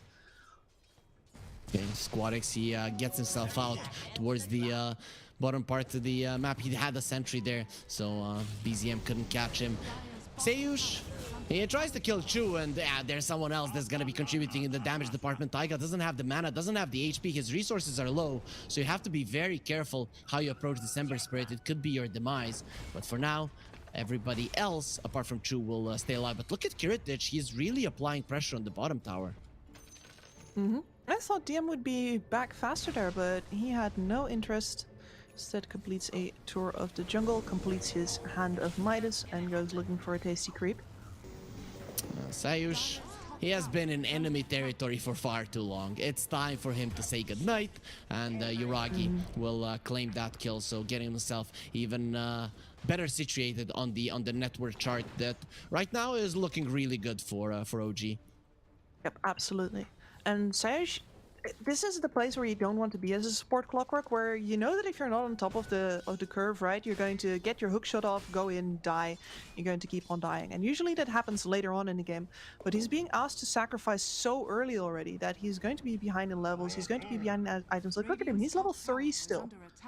Just so he can buy 6 for notice. Yeah, that's not great. You're looking at the levels, not looking that well. The other supports, not the greatest in terms of experience either, but the cores, they're doing quite fine. The Doom, especially, look at DM, already has a Midas. This is gonna be a farm Doom throughout the game. Yes. December, I wouldn't want to be in his skin. Absolutely not. And this is exactly what I was hoping for, right? His function is not just to pass the butter anymore.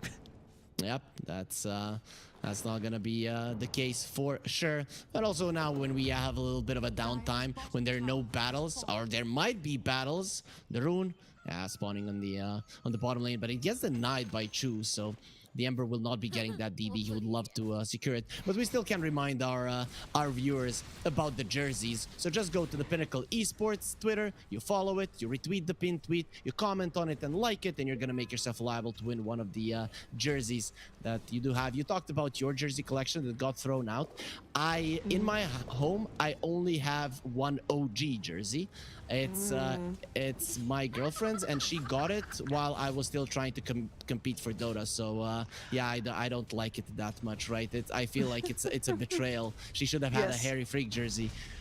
Exactly. Well, but you are the one with access to the Harry Freak jerseys. Like, you should have given her one. Why doesn't she have one? Yep, I don't know. It's okay. It's my fault. I agree. Oh, no. I agree. She didn't ask for one, right? But she got super happy.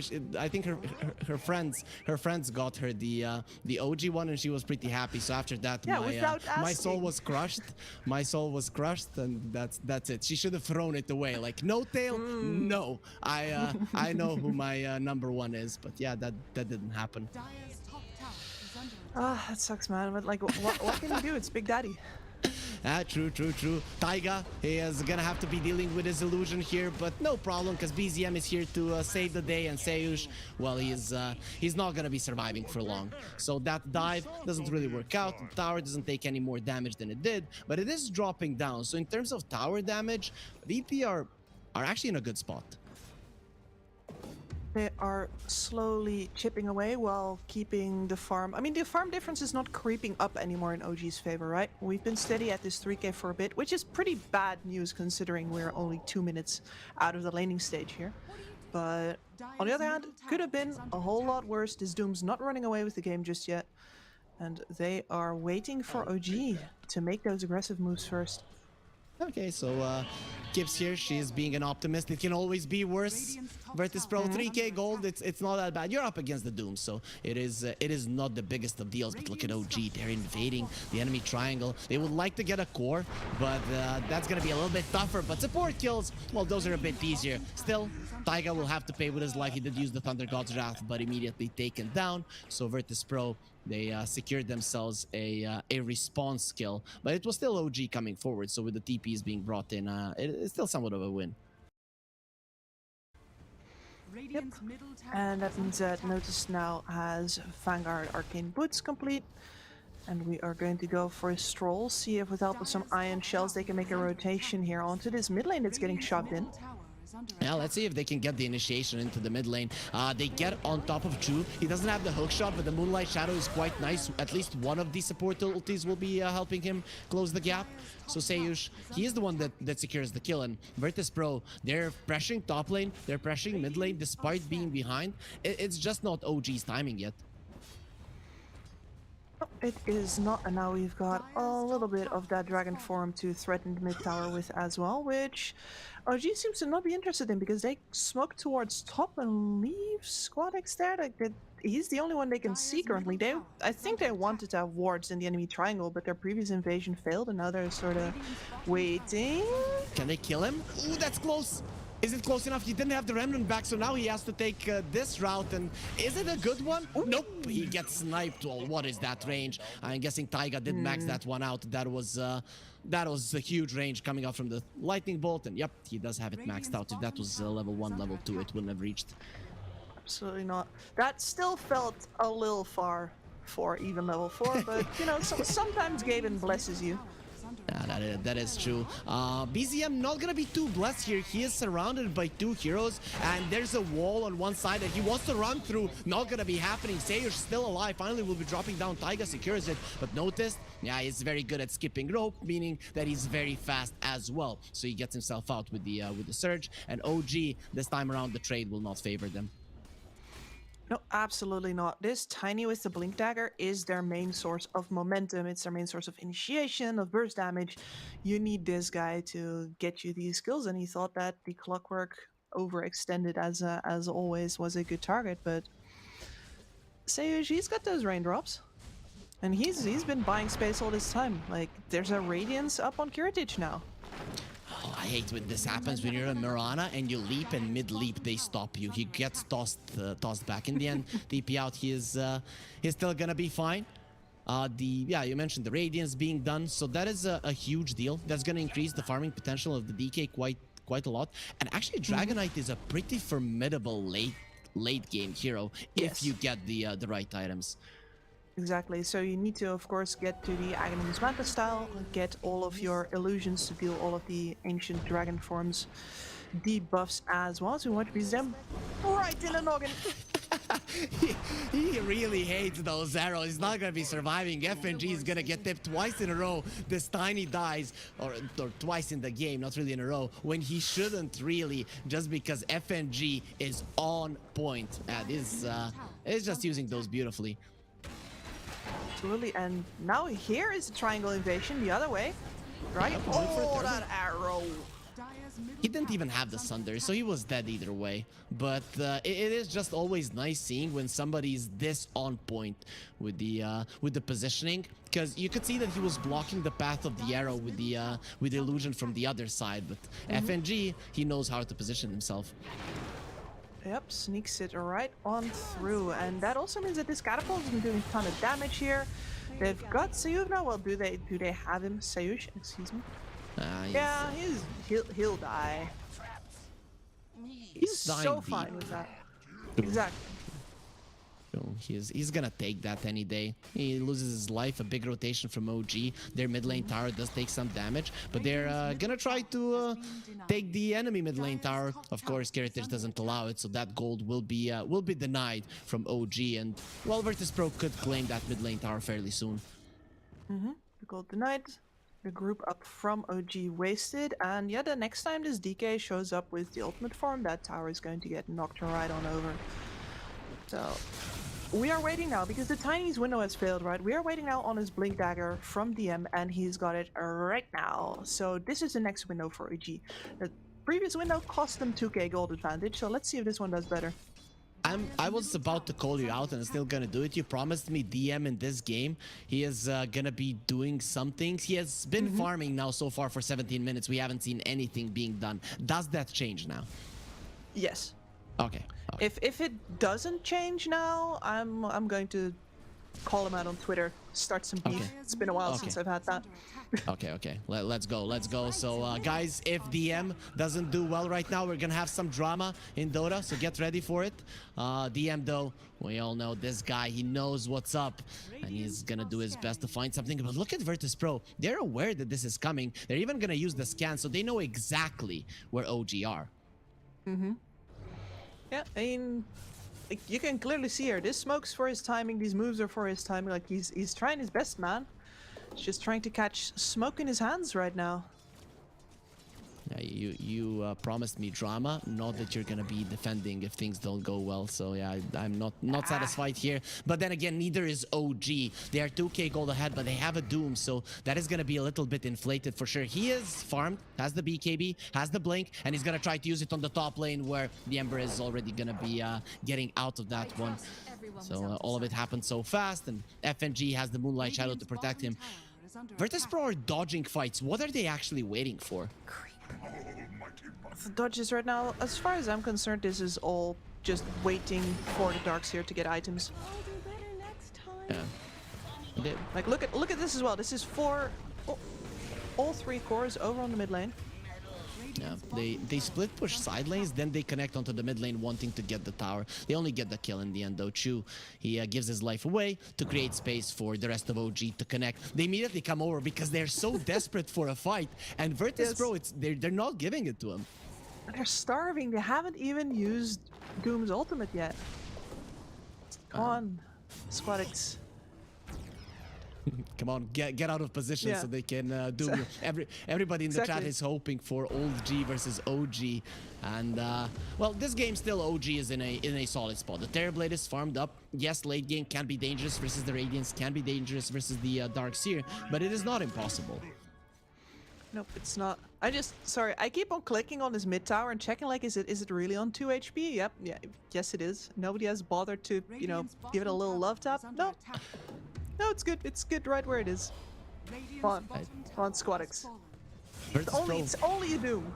Virtus.pro feel like they're being baited, and it does look that way. OG again, 4 heroes. They're not letting this one go. They really want to fight around the mid lane tower. Avalanche will get used. Ember will be fine. Doom jumps in. He doesn't see any good targets. The arrow will not get connecting this time around. FNG not on point. Cogs keeping the Doom in place. Doesn't want to use the BKB just yet with the mech. Sayush is healthy enough, and here comes the dragon. He is hungry. And the Zeus, well, he's not going to be in the skies any longer. Kiritich is the one who reigns here. And Virtus.pro, they get themselves a kill. And OG desperate for a fight. But they do come out behind. Yep, and I wonder if that was deliberate or a miscommunication where the Tiny has the Ember. And the Doom does not jump the Ember, but he jumps over on the side instead. And normally if you have 2 initiators, right, that's a very good idea to sow chaos, especially if you think you can take one of them down. You're immediately moving on to the next targets, but instead they got nothing, and they were left standing on that high ground, hoping that Virtus.pro would give them another opening. Nuh-uh. Nope, they're not giving anything. Here we can see Rana, FNG trying to deal with that Dark Troll Summoner unsuccessfully for now, pushing out the side waves. This is what Virtus.pro have been doing. Bottom lane, the Ember got attacked, but he did have a Remnant back, so he will not be going down. BZM, his farm is starting to suffer because he just can't get any kills. Oh, and this is the worst place to be in as a core Tiny, where you're going to have to ensure your own way of scaling. So he's saving up for the Aghanim Scepter. This is going to keep him in the game damage-wise. It's going to supply farm. But it makes your fighting very conditional. You're not necessarily an initiator anymore, but a follow-up. FNG, just not an easy hero to kill. It feels like OG need 2 cores to get a kill. And Virtus.pro are using this. As soon as they see either the Tiny or the Doom on the map, they do whatever they want. They're actually BMing OG here. Everywhere they want, they're just approaching. The gold lead is still going in favor of OG, but how much does this actually matter? Definitely not. Okay, true. Caught. DM gonna be popping the BKB. That's gonna be his 9-second one. At least Seiyush should be going down. He is kind of the standard kill that OG have been getting here. But again, 4 of their heroes, they do show up and not much happens. Their Terrorblade has a BKB, showing even more that OG are desperate for a fight. Can they walk into the pit? Is that possible? I mean, they can walk in there. I'm not sure what they're gonna do. Okay. So no would be the answer. No. Against the Clockwork and the Dark Seer, yeah, that would be dangerous. Absolutely not. Yeah, like you're fighting in small spaces versus, for example, this DK Radiance as well would be ill-advised, and the Ember Flame Guard on top of that. Just none of it feels good. Yeah, let's see. OG, they're in a smoke. 4 of their heroes. They're chasing for Squad X, who is out. He doesn't care to stay here. Where's his Remnant actually? I don't see it. All the way. I mean, okay, he's in the mid lane. Okay, so yeah, he wasn't even close to death. Again, OG are gonna be dodged. This has to become frustrating at some point. Oh, it's fantastic to see them chase after these kills while VP chill. Because this is the 2nd game in a row that VP are doing this to them as well. It's like, yeah, whatever. You're 4K gold ahead. That's really cool. Now come fight us. Zeus will get fought right now. OG will lose their support immediately, so that's a solid chunk of their damage gone, and with the 2nd support dropping, they don't want to continue this engagement any further. So nice 2 kills going their way. Maybe they can go for more here. FNG, he was definitely desperate for a bit of it, so he will be a consolation prize for OG. And Kiritich pops his dragon form. I'm guessing this is a farming one, given that no fight will be given. Yeah, it was just like, okay, they're backing off. All of the spells have been used for now. I am going to farm with this, because it is a waste if you don't constantly use it, right? Definitely.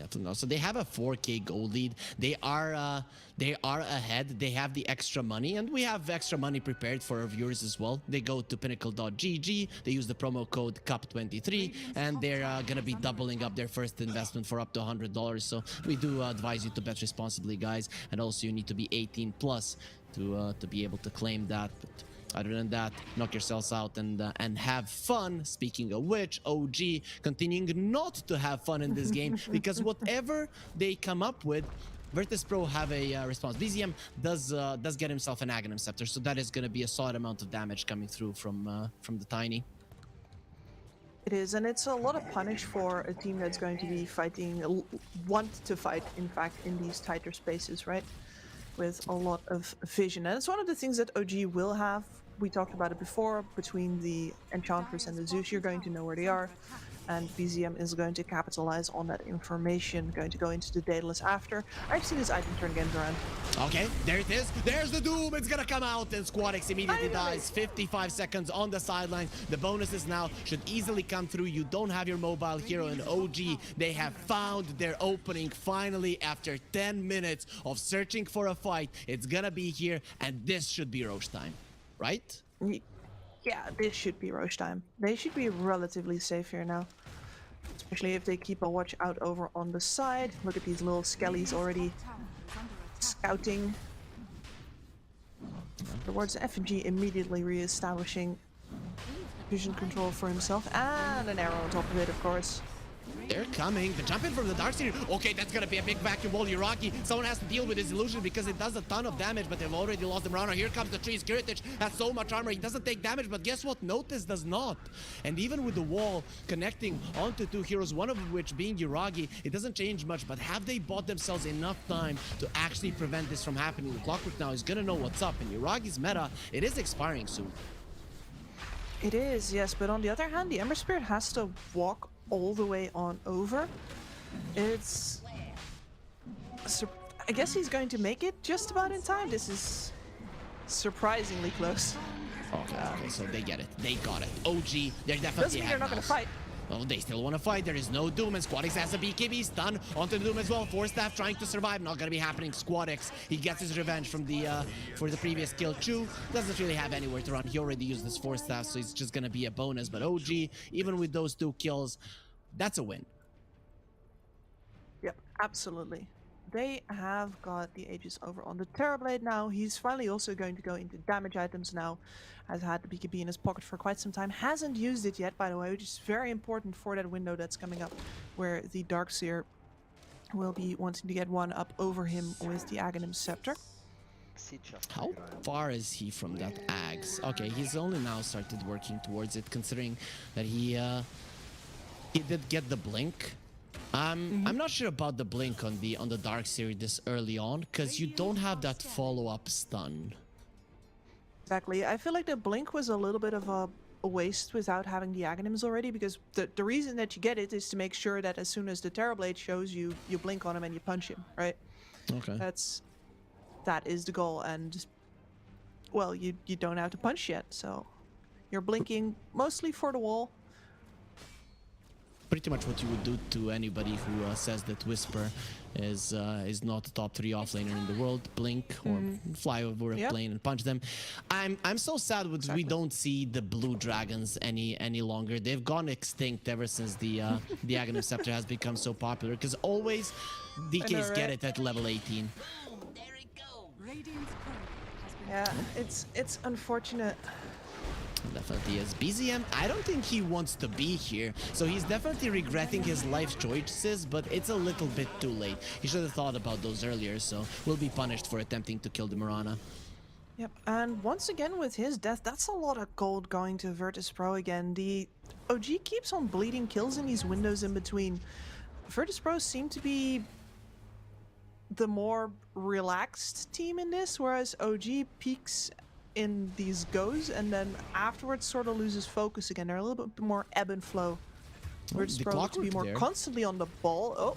Oh, that's a nice prize. Clockwork did try to keep them in place, keeping them in the cause, and now with the arrow and the stun, that's a kill. That's a kill. It's definitely worth it. Kiritich will be popping the BKB, going forward for more. Oh, they don't have any more stuns left, so Taiga is out. At least he will survive, but you're happy with the trade. Absolutely. That's another 2k off of the gold lead. I mean, it's teetering a little on the edge there, but that's big. And the Doom, his Midas is coming up cooldown. Yeah, okay, sad. So that's a big problem for sure. OG lost. They didn't use the Midas on time. GG. No, nothing you can do about that one. I feel like people do put a lot of emphasis on that. It feels bad, but it's not the biggest of deals. Terrorblade does have a silver edge. I feel like this is one of the biggest timings that OG could go for. You break the Dragonite in more ways than one, and if you can bring down Kiritich, Virtus Pro, they don't have anyone to stand and confront you. Like the amount of damage and tankiness that the DK will be missing as Chu pulls a Sayush. Yeah, he does have a Glimmer Cape, so that's gonna be keeping him alive for a little bit longer. It is not easy to bring down an Enchantress. I guess Light of Fist and the Chains are your best bet. In the end, they will get themselves a kill. Kiritich secures it, but Virtus Pro immediately go for a smoke. What are they trying to do here? Stay silent and move quickly. I'm moving away from this bottom lane where they're faking, and also they were hoping for the double damage, I think, but Yuragi has just sniped that right out from under their noses. I think as soon as they saw that one, they started moving back. They actually had a good position to catch BZM, but like, nope, a Terrorblade with a Silver Edge, Aegis, and the DD sounds like a bad idea. So Virtus Pro moved themselves back. Absolute recipe for pain. They're fine waiting here, though. They have only the point booster to go over on the Aghanim Scepter for the Darkseer, and they're going to be dodging right up until they've got that item. DM Ogre Seal Totem going towards the top lane. He wants to use his Doom for the second time in this game. First time, very successful. Squadix? Yes. Okay, that's his courier. I was like, did he die? Then look at, no, he's full HP. What happened? Okay, he lost his courier. So BZM, yeah, he gets a grab, but not really on something that he would want. And they have thoroughly advertised where they are currently staying. We're here, we're here. Notice us. Pro. Yeah. Yeah, you have been noticed. They don't care. They just don't care. They see you. They just don't want to fight against you. The Dragonite will get his Manta. Is this the right approach? Is Virtus Pro's late game just so favored that this is what they can get away with? Or do they feel like at this point they cannot win a fight?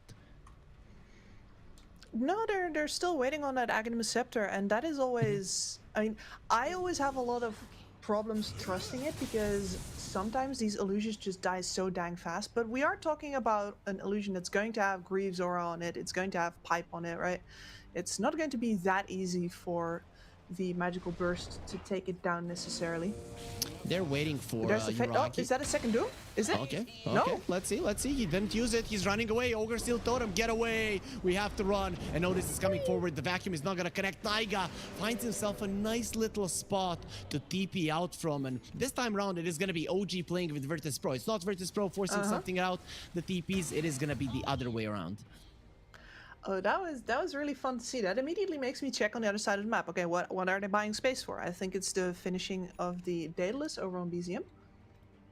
He was thinking about the Silver Edge as well, but then he was like, yeah, I'm not really gonna be breaking anybody because Tree Volley is my is gonna be my go-to. So the Daedalus does make more sense. I keep on saying this, but what I want to see after that Daedalus is I want to see a Revenant's Brooch on that Tiny. Okay. You and me, you always told me that's something that you would love to see happen. And it still hasn't happened, Harry. Still hasn't happened. Mirana now has bought a gem, so Virtus Pro, they're done with the enemy vision. They want to be the only ones that see everything. With the nighttime coming, if you take the wards down and you have the clockwork, so the vision should be on your side, that's going to be a big advantage. Because, I mean, you'll still have to deal with the Ench creeps, right? And the illusions spam coming out from OG, but definitely your hero's vision. Individually? FNG. He's gonna wait for the hook shot before he goes for the arrow. And this is a dead Enchantress. Nobody from OG is even thinking about coming here. It's gonna take some time, though. Yeah. This always feels like watching somebody bleed out on the floor. It's like, yeah, you're dead, but we're gonna have to, you know, make sure it actually happens. I have never watched anybody bleed out on the floor. I don't know if that's normal and where you're from, but okay. You had some boring weekends.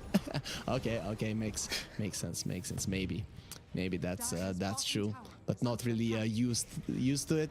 Anyways, though, OG will go for a smoke. This might catch VP off guard, considering that OG are missing an Enchantress. So let's see if Squadis gets caught. Maybe. Darkseer isn't here yet. Dragonite. There's AoE Doom. AoE Doom. Kiritish taking some damage. Look at the Scotty. He has been broken. He's getting low. He needs to run away. Oh, he turns into the normal form there. Gets out of the dragon form so as not to be slowed down any longer. That's so huge. That's actually so huge that he's not the dragon any longer. And Yuragi gets put on a high ground. Yuragi is dead. He's the one that dies.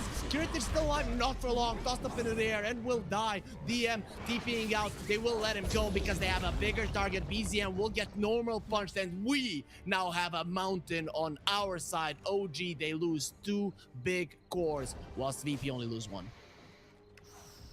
That DK, if he doesn't live as long, then the Darkseer is just late to that fight. I am not sure why Notice was moving away from it still, when clearly they have the timing. His entire team is moving out away from the tower that was there. So I think especially if you take that fight aggressively, he would just not have been there in time, but it all works out for Virtus Pro. That was... did you see a Terrorblade there? Because one moment he was there and the other moment he went to Anime Land. He got isekai'd. There was a lot of Terror Blades there, but yeah, the real one didn't really survive for a very long time. Yeah, that's what the normal punch does to you if you're the Terror Blade, and even to the entirety of your team. Imagine if OG are dealing with two overpowered, definitely overpowered illusions from Virtus Pro. You're all gonna die now, especially when he has a Skadi. Put that money Yep. to good use. Still, Exactly. OG have a lead, Gibbs. Are they okay in this game? Is this game out of their reach, or is it still fine? I think it's still fine, but they really need to get this Darkseer now. Before, their attention was over on this Ember Spirit, then it changed over to the DK when they got the break, and now, somehow, somewhere, as, yeah, normal punch, you gotta kill Noticed. Yeah, you definitely do. That is your doom target. Incapacitate him. That is your doom I target, do like believe so. nobody else. No AoE dooms, nothing. There's a Linkens on the Ember Spirit. You should not care. This Darkseer has to be the one that you engage on. So what are we talking about? OG uses the Zeus ulti when their smoke breaks and they find the Darkseer. Is that the approach to the fight? Yeah, that seems like the easiest way to get what they want, right? And then, well, you've still got the whole battle of the TB versus the DK, which is not that easy, but you know, you've got the Skadi, you've got the break. If you apply both of those, then it should be pretty good. Ember Spirit is gonna be getting an Axe here. That's the what did they get from Roche? Is it a refresher or an Axe? Or was that the second Roche? That was the second Roche, wasn't it? That was the second Roche, yes. Okay. So Ember Spirit has a shard. Darkseer has a shard as well. So how does this shard on the Darkseer actually work? How does that shard actually work? I mean, you get the whole pretty purple path, Yeah. and It slows down and deals damage. That's it, right? yeah, it's not all that impressive. And I would actually say that if that shard dropped, you might have wanted to give it to the Clockwork instead, but clearly Virtus Pro had other ideas. That is true. So no jetpack, no Iron Man here. Unfortunately, he's gonna have to buy his own way into it. Some people are given everything they want. Some of them have to work for it. That's just how the world works. So Clockwork is gonna build his own in a cave. That is true. You know, that's nice. Being a genius, Keen folk, they are geniuses. The glyph does come out. OG doesn't want to come here just yet, but Virtus Pro, okay, they're not getting out to this one. They want to fight. So if you don't come, fisticuffs us right now. We'll just fisticuffs your buildings. Froggy, let's use the reflection. Avalanche will come through. The tree volley, not really doing anything. The Doom jumps in. There's gonna be multiple heroes into it, but the force staff immediately will be fine. Look at the backline. The Dragonite is so strong, but he has to be afraid of you, Froggy. Squadix into the backline. He's trying to kill the Enchantress. Not going too well. He's gonna try to get himself away with the Remnant. Will be successful in doing so, but the Darkseer is still alive. The wall was used. OG, they haven't gotten one kill for now. This fight, in terms of kills, it is in their favor, but still on their part of the map. Gibbs, talk to me. Who's gonna be happier? Who's gonna be happy? Virtus Pro got all of them to come back.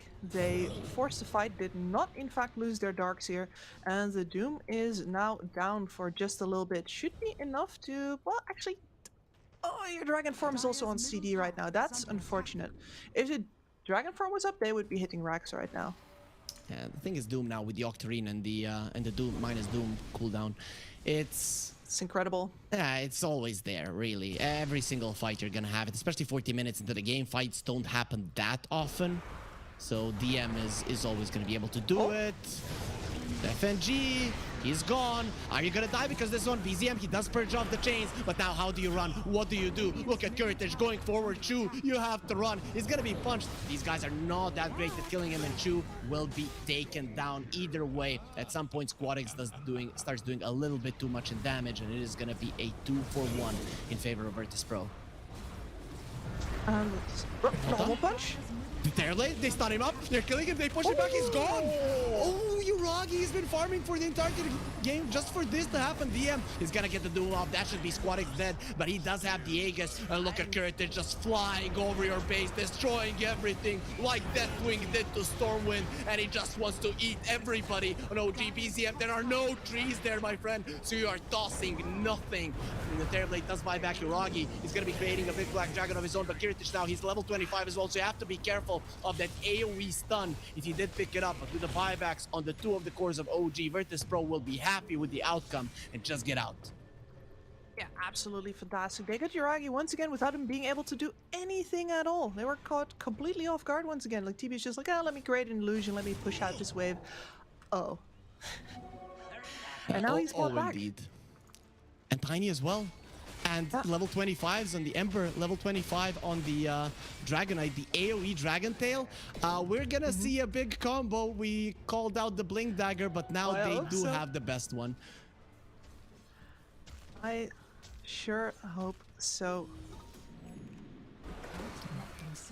Kips here doesn't want to see game number 3. It seems like she hopes that the big combo will come out. Enchantress broken, does have the Glimmer Cape. Ember Spirit doesn't care about that Glimmer, still goes forward. It will break the Lincolns. Arrow will not connect, just going into the trees. The Doom jumps in, now he has his Doom, he just got it. But they're gonna be able to get themselves away with the BKB on Kurity, just turns around, let's fight DM. And DM, now he understands he has made a mistake, he doesn't want to be here, he has just baited in for Uragi to start smashing down everyone. He's over the wall, so his solution is there, but he can be taken over by the Enchantress, so that's gonna help. Another one will be coming on, they're still killing him down, connects, and there's the vacuum of a lot of them. We don't have the Dragonite, okay, we do, he has fought back, but isn't even needed. Stay in base, Kurtic. We are carrying you this time around. Terrorblade without the buyback and another punch into the face of the Zeus. That's 4 heroes gone for OG. They set up that fight nicely, but they are too weak for Virtus Pro at this point. Yep, and that was the patience there from Virtus Pro is so good, right? You can see him, okay, fine. He's finally showed up with the BKB. We can't punch him yet. Just form this semicircle around him until the BKB is over, and immediately blink normal punch, hook shot after, arrow after. You asked, what has he been farming for this entire game? And hasn't really done much. Oh, nope. DM just bought back. He got an arrow into the back that is now immediately going to be broken. The Tiny throwing some trees, but it seems like he's just throwing a tantrum because they can't do anything. Virtus Pro are too strong. Yeah. Squadic's entire refresher orb just died. He's got this nice little hole in his inventory where it's supposed to go, but his courier went straight into the enemy fountain. Yeah, but with the tree volley, not a lot of couriers can live through that one. No. But Tier 4 towers, they cannot live through Kurtic doing so much damage, and even with the trees flying in, the damage isn't close to sufficient. Look at Kurtic just making 3 dragons. It's gonna be a huge vacuum. The stun was already used. It doesn't matter. They don't really need AoE stuns. They just need to hunt you down in your fountain and force you to tap out of game number 2. Virtus Pro has eliminated OG, a major team. Has been eliminated from the Pinnacle Cup. From Virtus Pro, who, to be honest, if Eastern Europe had four slots as well, they would be going to. So they are no pushover, and they're gonna be showing it here versus OG. And we go into the cameras here. Kips, you and me can't see them, but I think our viewers can see just how happy Virtus Pro are. Yes, and they should be. I mean, the reason why I'm so hyped for them to win, why I was like actually feeling this match, is because they have just straight up been playing better than OG. It's throughout this entire match, like, we've seen OG put up some good plays, we've seen him put up some good patience, especially with DM looking for and eventually finding that Doom that he needed. But most of the time it was just Virtus Pro saying, now we're gonna fight. No, we don't feel like it. No, we don't. You can go and look for us if you want, but you're not gonna find us. And they had their number. They really did have their number, Kip. So what's the anything to take away from this one? You are a coach. You are now, let's say, talking to OG. Do you have a something to tell them? Is there anything they really did wrong here? If I had to pick something out from this series, I think it's a lack of a combo where with 2 heroes you can always kill. Like, I think in this game it was supposed to be BZM and Taiga together, but they but you can't kill a DK. That's not the combo that you're going to be killing an Ember Spirit with either. So the only one you could get with that is like Noticed or one of the supports. Like, I would say look at your drafts and make sure that you actually have a proper single target burst option for these pickups. Otherwise, you're always grabbing multiple heroes to run after everybody with, and that's just not sustainable. It didn't work out for them, so we could hop into the bracket to see how it's looking now that Virtus Pro has beaten them. But before that, we're gonna see who has gotten how much money in this tournament so far. OG will be knocked out with just $1,000 in their pockets, and Virtus Pro will be for now having $3,000. The next series, if they win it, they're gonna be getting 5,000 on top of that one. So cha-ching, they can hear those money sounds. Overall though, Kips, every single fan was hoping for an old G versus OG. So one of the boys got eliminated. We are gonna be going into hellraisers versus OG fairly soon, but how do you feel about that one? Can the old guys defend the pride of the team? If Virtus Pro plays like this again, I don't think so. Yeah, but they need to go through X Hellraisers. That's a problem as well. That's true. I mean, but either of those teams would present a pretty decent challenge, right? I'm sad that we don't get to see that matchup, but I do think it's. I don't want to say like no. It is kind of funny that the main squad got knocked out first, right? Like these were the guys that were at least they were supposed to be waiting there for the old boys to catch up to them, the young squad, and now they're not. Now we're gonna see if maybe old is better after all, and I do think that is at the very least a nice outcome. That is the case. Yuragi did say that they were crushing old G in scrims. Well, they're not gonna get a chance to show it off here at the Pinnacle Cup in terms of competitive games. But we are gonna go on to a break, guys. It is a rolling schedule today, so the lobby is already up. X Hellraisers versus OG coming your way fairly soon. Stay with us. More Dota to come. Oh, Esport. You and I have come a long way. It was such humble beginnings. As we gathered in small groups, we were professionals right from the start. Passionate, organized, and ready to rumble. We dreamed big